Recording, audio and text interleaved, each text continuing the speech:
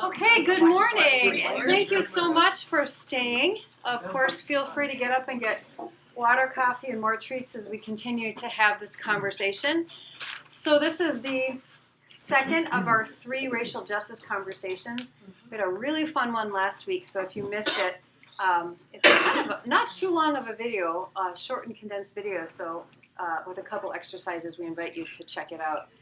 Today, I'm excited to have Manny Lewis from the Minneapolis Synod here, and I should sit down so people can see me on film. So what we're going to do today, very simple. First, Manny and I are going to have a conversation where we ask each other the questions here and just sort of model talking about things. And then we're going to turn it over to groups for you. So it's going to be a simple little process, but welcome, Manny. Thank you for having me. Thanks for being here. Absolutely. Yeah. So I guess I can start. The first question is, what makes you feel like you're welcomed? It's a multitude of things. I think for me, welcome is more of an energy versus a group of words. So when I say energy is more less an action, because I can come to a place where people could. I've been in a multitude of places where people speak very what we would, I guess, quote unquote, call demeaning, but like the energy is very welcoming. They're like, "What's the matter with you? Are you stupid? You hungry?" And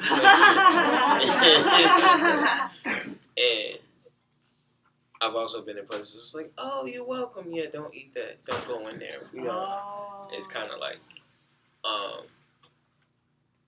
so I always kind of read actions more than I do words. I think us good Lutherans, we have our fair share of spaces where there's a lot of words, and then you're like, yeah, but those don't match those actions. So, I think the thing that makes me feel welcome most is actions. Yeah. Right. How about yourself? What makes me feel welcome? It can be little things. It's feeling like I'm not intruding or alone. So if I walk into a space, and I mean, it could be many things. Like sometimes you go to a church, but sometimes you go to someone's house, and you don't know anyone, or a party, or you go to an event. And even if people just look me in the eye and smile, like they recognize that I'm there, that's like a good start. And then it's huge too, though, if like someone invites you to their table, or invites you to converse, comes up to you and talks. Because I've definitely been in rooms where I'm standing there holding a cup of coffee and everyone's talking, and I could just leave and it wouldn't matter if I was there or not. And so I don't need to like make a million new best friends that day, but just like someone sees me. What was a space where you didn't feel welcomed, but something changed in that, let's say the situation, to make you feel like, okay, maybe I was receiving it wrong. Now I know I'm welcome. Oh, okay. Ooh, that's a really good question. So I thought I wasn't welcome, and then something changed, and I felt like I really was welcome. So I will just say that when I was I've been married for 4 years, and when I was first meeting my husband's family, I was really, really new. Like, his older sister had been married for like 16 years, so they all knew each other, and they'd been a family forever, and I was literally the new person coming in. I was really, you know me, and I was silent. I was so nervous. And I also knew they were very, very different people from me. They had different beliefs and things like that. But what has made me feel welcome is, like, obviously we warmed up to each other, we got to know each other, but they give me for birthday presents and Christmas presents things that I would like crystal jewelry, or like kind of, they're like, do you like these candles for your weird new agey stuff that you do? Like, they seem to get me and accept me for the weirdo that I am, and that's so, it's touching. Like, They know I'm different, and they let me be different. How about you? I think that happens to me a lot. Mm-hmm. Just being a person that is to themselves, like even in service when people be like, "Hey, sit with us," I'm like, "No, I'm not gonna do that. I'm gonna sit all the way over here in this like tiny space." So I think in a lot of places, being the person that kind of likes to be to themselves, you can perceive that you're not welcomed in the space. But in all actuality, you kind of isolating yourself. So I find in most places that I am welcomed. It's about how I engage. Oh, okay. So, yeah, I think the more that you engage, the more you find that you are welcomed. So, yeah. That's actually a super good point. Because if I go in expecting who's like really looking, who's welcoming me, I can see everyone doing it wrong before if I actually walk in and I go, who's welcoming me, I see that. So sometimes it's like the focus. That's really a good point. So how do you navigate a space where you feel welcomed or unwelcomed? How does it change how you navigate a space? Well, to be honest, I'm not just saying this, but it don't really change for me. Like well, let me put it this way. Before now, when I didn't feel welcome, I would just leave, or I would just like get out of the way. Or so I would do one or two things. I would immediately leave, or I would try to over involve myself so I could feel welcome. Now, I think the navigation is a bit different because when you have a firm sense of who you are, how you operate, your navigation becomes a bit easier, and it became a lot easier for me because I'm like, oh well, that was kind of awkward. Okay, keep moving. This was kind of cool. Okay, keep moving. Yeah. We talked for like 30 minutes, and I was trying to leave in 3. Yeah. So yeah, I think for me, I just kind of always remember that someone said this before. Navigation for me is usually based on how a conversation or like how something is going at that moment. And I think the negative aspects is always, oh, this person was kind of rude, or this person said something mean. And the thing that I remember is the things that we kind of don't want to accept. And we look at people and we go, well, they were mean, they were rude, they were this. It's like whatever you're saying to somebody else you don't like, that it's just a reflection of an aspect of yourself you don't like. So I try to remember that thing. It just helps my navigation. That's really hard to do. Yeah, oh yeah, no. Really if it was easy out there. Yeah, wow. How about yourself? I would say noticing how I react. If I'm feeling like I'm welcome, I'm my best self. I'm happy, laughy. I have funny stories to tell. I'm like, yeah, I'll sing in the choir. I feel like I can share my gifts and everything's very easy. So question. So how do you be your best self and you feel or know you're not welcome? Because you have to at that time. Say that again. So you said when you feel you're welcome, you know you're your best self. Yeah.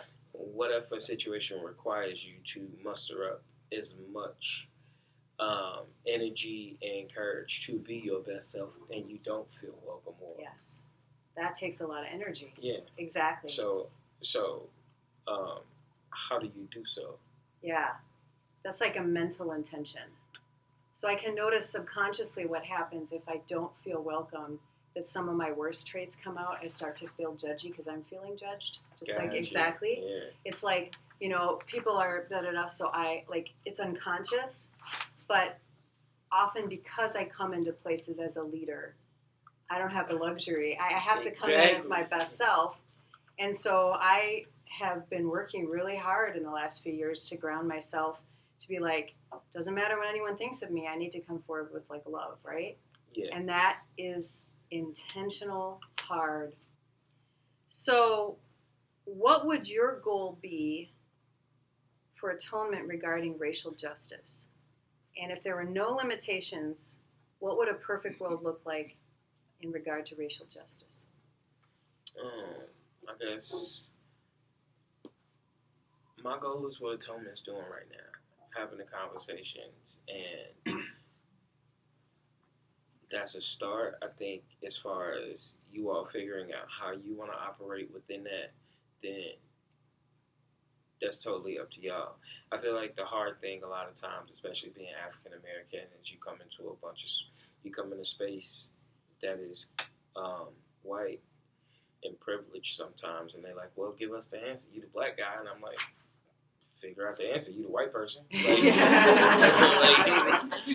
what you want me to do? Like, I can't absolve you, right?" I say this a lot, and I try to stay out of this space because, especially in racial organizing, where it's you have a lot of Caucasian people. They be like, "We feel guilty. We want to do something, so we're gonna donate a bunch of time or money. And as soon as we don't feel guilty, we done. We did our part until we feel guilty again. Then we'll do it all over again." And then you have a lot of spaces where they're like, "Well, we BIPOC. Give us something because you white, so you guilty." And neither one of those things necessarily work, right? So, for me, I think, and it's always a journey, and it doesn't stop. Like, in a perfect world, I just would. You just said it earlier. The key word to me is all judgmental. We all are, right?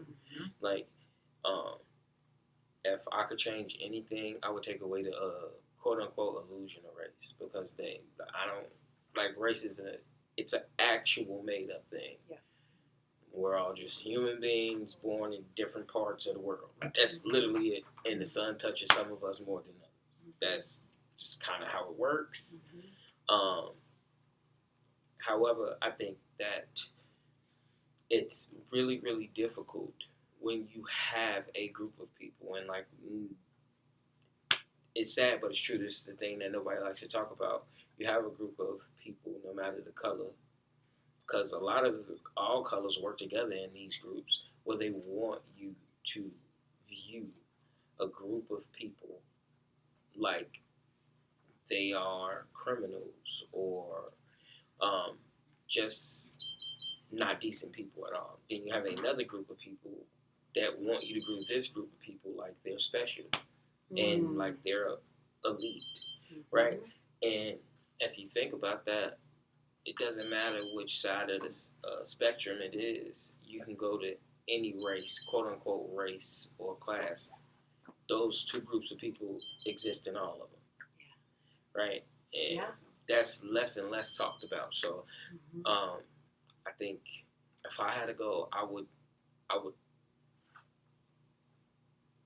If there was no restrictions, I would love for the groups to break apart and everybody to have to stand alone, because then you'd have to look inside yourself. And if you could take that time to work on you instead of trying to fix the millions and millions of people, then things could change, because you have to start inside before you do anything outside. Yeah. I'll ask you that same question. Yeah.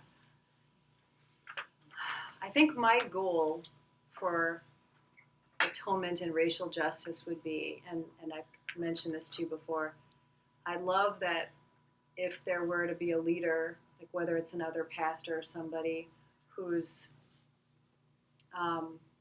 Asian, Black, Hispanic, Black woman, and everyone's just like, yeah, absolutely. That's our next pastor, Hispanic man. Absolutely. Great. And for us to have processed the internal journey, because how we get there is an internal journey. And here, for us to just be curious and honest about what are the roadblocks in the way of some of the thought processes we have.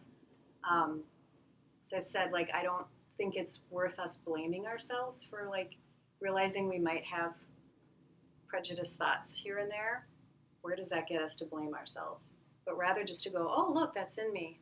Okay, this is up to me to work that out. And I think if there are no limitations, a perfect world would be, of course, would be that people are wherever they are, like everyone's taken care of, and nobody feels like what they look like or how the body they were born in has any bearing on their success or being held back, right? That they were truly looked at for our character and our content, truly. And I think you're right. We get there by first looking at ourselves. Because I can be super mad about the perceived racists that are in like Mississippi or whatever. Like, those are easy targets. You're like, these people are crazy. I wish they were more like me. And right, just yeah. We've never had those thoughts, right? If only everyone was like me, the world would be perfect. And for me to be like, well, I'm not there yet. Yeah, exactly what you said. Let's. Don't you find that interesting though? I think all people do this. Some of us are just more vocal about it. Well, if they just thought like me, did things. It's like, yeah.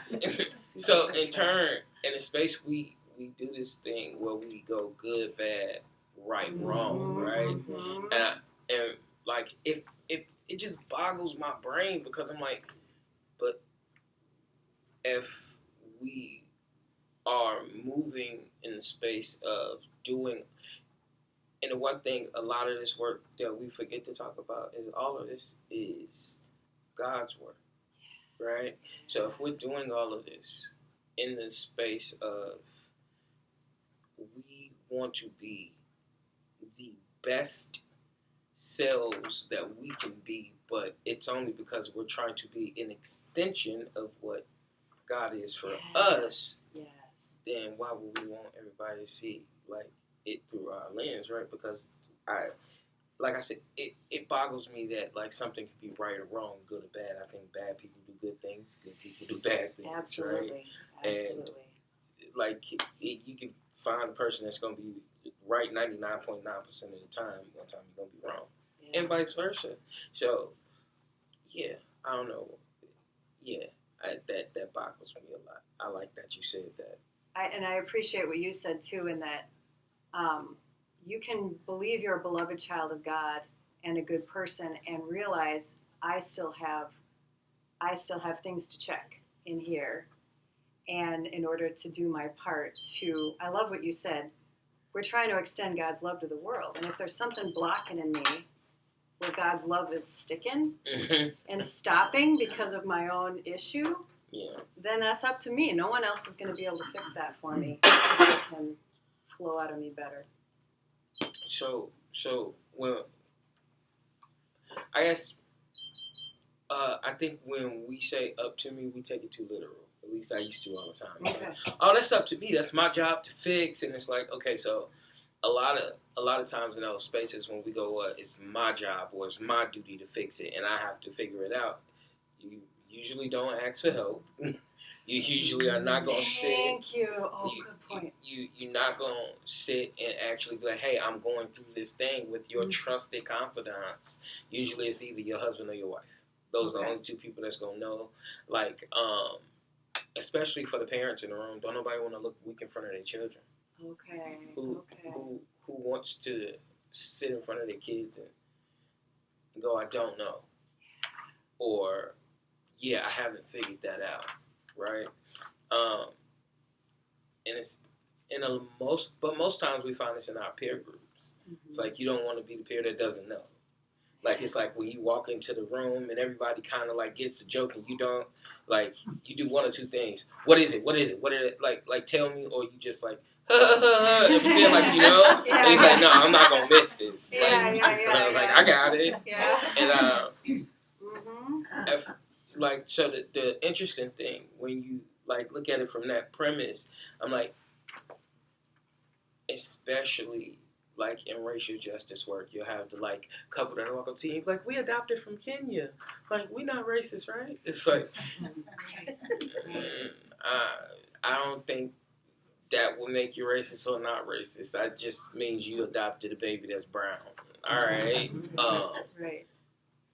When it's more of like your actual practices that make you racist. And I think people forget that part, right? Yeah. So I explained to like suburban, well-off white women, like when you walk past a group of black people with a hood on and like tennis shoes, like don't clutch your purse, say hello in like the quirkiest way possible, and watch they be more freaked out than you do. So, Yeah. wait, what? Right? Yeah. And then so it's I would say like I find that doing the most unconventional practices brings the most significant change to work, right? Like, a lot of people look for like a lot of recognition or for it to be big, and I'm just looking for significance. It's like, is it significant to this thing? That's really interesting. So, Atonement Lutheran doesn't have to be known as like the one marching all the time and the one hosting this event or that event. What really matters is that we've done the work in here and people feel welcome when they come in here regardless of, I like that. And I like what you said. The first thing is admitting there's something we got to learn and we're allowed to ask for help and to not just say, hey, you're the only black person I know. You're going to tell me everything that to take some responsibility to find the right places to do reach out and ask for help, but be responsible enough to not burden someone. Yeah, and don't give up when you fail. Like somebody probably gonna call you racist. Like that's the reality of life. You're gonna ask a question and somebody gonna look at you and part my stream like that is the dumbest damn thing I've ever heard. Like, are you serious? You don't know that? And a lot of people, and I used to do this, so I was guilty of that. We assume that people, we don't know what you don't know, right? And you also don't know what you don't know. So like I used to, I had a good friend and they was explaining something to me before, and I was like, you are an adult. Like, how don't you know that? And they just kind of ran out of my house, and I was like, I locked the door, and I was like, okay, that's on you. And then I went through my own things, and it's like, you're an adult. How don't you know that? And I was like, oh, okay. Oh, yeah. Got it. Yeah. So once it happened to me, I was kind of like, oh, okay. We don't know what we don't know, but I also don't know what you don't know. Yeah. And I think approaching a lot of that work in a lot of these spaces, that's kind of how you can learn, right? Yeah. But also what you said, how can atonement, I think, participate in that work? I think that carrying that welcome. Like, so if you make people feel welcome, that's wonderful. But when you go places, carry that same feeling of welcomeness with you, right? And we each have to do our piece individually to do that. Because Pastor Siri not going to be here on Thursday when we go do, like, Bridge Club at, I don't know, Lord of Light. Or when we go to this different place. Or when I'm in the grocery market and I've had a horrible day and, like, this person bumps into my cart, right? Like, you practice this everywhere. And I think that's the significance piece that I'm talking about. So, like, I practice my actions everywhere. Like, they say practice makes perfect, but perfect isn't real. So, to get to the illusion of perfect, you practice. Practice. Build new habits. Absolutely. What did you say, 40 days? 40 days to get a new habit, yeah. Right, so here's the thing that, this was a really interesting question, right? Being a person that's overweight, they say, how do you know you're hungry? Or is your body addicted to food so it feels like it's hungry when you haven't ate in, I don't know, X amount of hours? Because you see a lot of these people. What's the first thing? A lot of you probably know people. Y'all hear this all the time. Oh, I'm fasting. And then you like, okay, you fasted, and then you went and had like 2 double cheeseburgers, a large fry, and like a milkshake and an apple pie, right? Like you, McDonald's menu, like, and so I think the thing in that, right, you like, I'm not losing weight, but I fasted. It's not that you took the time to like try to emulate this practice. What you did not want to do is adjust or change your eating habits. Mm-hmm. So the excuse is, well, I fast, my body just doesn't lose weight. But you won't necessarily take the steps to try anything different. You'll just wait longer to abuse yourself. It's like the person that says, like, oh, I'm in control if I have one drink, but the one drink leads you to like 15 more drinks. You shouldn't have the one. So I think that daily practice of just doing that one thing, not having the one drink, so I can't get to the 15. So I don't have a reason to blame the one drink because I didn't have it. Yep. And I don't worry about like next week not having the one drink. I worry about the first day. Yeah, one day at a time. Yeah. So today I'm going to choose peacemaking. Today I'm going to be open. Today I'm going to be curious. Today I'm going to accept that I don't know things. Today I'm going to accept that other people don't know things. Today I'm going to be a little bit more patient with people who I think are X, Y, and Z. I prayed for years, God, give me more patience, please. And this is the crazy part. We say, God, give us world peace, God. And you think that, oh, give us this thing, but I don't want to have to do it. Like, just fix it for us. Yep. And the thing is, it starts, like, soon as you start praying for these things, like, you in charge of it too. So God's kind of like, oh, you wanted some world peace. And black dude just stole your purse. Like, you gonna hate all black people now? What's gonna happen now? I wonder. It's like interesting. Or like, I like patience. I have a puppy that's probably like 2.5 pounds, and she is a Maltese poo, which, if anybody knows anything about dogs, she's the most stubborn breed. Like, I Googled it, and she is the most stubborn. So, like, potty training, she knows where to go, but she does it when she feels like it. So, it's like, she can tell you when to go outside and all of these things, and I'm like, yeah, I prayed 10 years ago for patience, and then you gave me a puppy. Right? So it's like, that initial, like, why would you... All right, just chill. Like, it's a puppy. Don't yell. It's gonna get scared. It's gonna pee as soon as you yell. So it's just, right? So it's those, like, in those moments like that, those practices that are significant. Again, like, significance is the thing that I overlooked for a long time, because we say all of this fancy stuff and, like, it's like, oh, well, just do this. It's like, it's the, well, I'm going through, it's like if someone came to you and was like, well, Pastor Siri, I'm going through a midlife crisis, like, thinking about cheating on my wife, I'm thinking about this. Oh, man, just pray. All right, go. Like, not, oh, you should probably talk to your wife. You should probably pray. You should probably, like, find other things to do. So a lot of us forget that faith without works is dead. So it's like, well, I prayed, so that it'll fix itself. Like, so we're going to turn it over to everybody, but I want to try to summarize what I thought I heard you say, which was so significant. If we want to be part of the solution and build peace in this world, God's going to give us opportunities to prove it and to learn from them. We're going to fail. We're going to do it wrong. But instead of blaming us, we can just learn and go, I learned something today.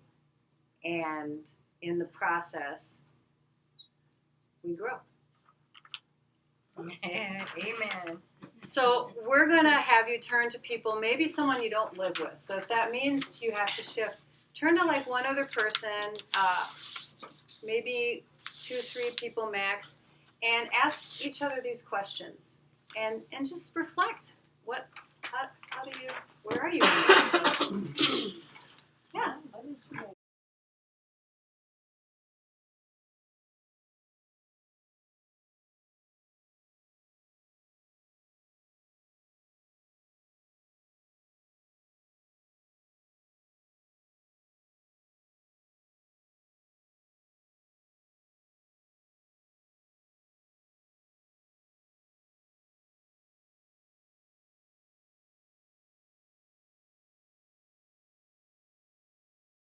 You don't all have to share, but was there something in the conversation that you felt was poignant or really cool that you or someone else said to either of these questions? So, yeah. I just believe that we have to be, and it's an overused word in churches and stuff like that, but intentional. Always trying to be intentional on, and I think that's intentionally trying to figure out how you feel about stuff, why you feel about stuff, and what do you think the best possible answer or something would be, and that youth can come up with. You don't have to be right. It's a learning process, but intentionally think, I want to improve in this situation. You know, Yeah. and again, as you said, not to go out and pick on somebody to do the homework for you. Intentionally go out and do some of the work yourself. Yeah. Yeah. And that was the hardest part for me, because I'd love to just go and whore somebody out for all the information. I do. And so that's. By the way, I do have a fantastic thing of books back there if you ever want, if you're ever looking, and I can direct you to the right one, but if you have a book that you want, that's a great way to start too. Anyway, other thoughts? I thought one of the, getting to the third question about where we would like atonement to be and the world to be, we talked a little bit about schools and such, and you look at the young grades, kindergarten, preschool, and such, and that's what we would ideally like to see. Where, I mean, you see these kids of all races come together, and they see that they're seeing skin color and hair color and eye color at roughly the same at that young age, and they're just playing together and being themselves together. They'll be picking on. I mean, yes, they're picking on kids and such, as they're gonna be kids, but in general, they're seeing each other as equals overall, and that's where we need to get to go. But where we need to be, atonement is just we need to be just welcoming to everyone who comes in the doors, and try to avoid situations where we're all focused in our own conversations and letting people walk in and slip through, where they sort of feel like no one's paying attention to them because, well, we're paying attention to our own little groups. Yeah. It's easy to do. Very easy to do. Yeah. Thank you. One or two more comments?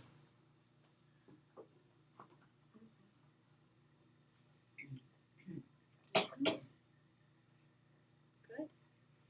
Well, thank you so much for being a part of this conversation. We've got one more next week, and then you get a break.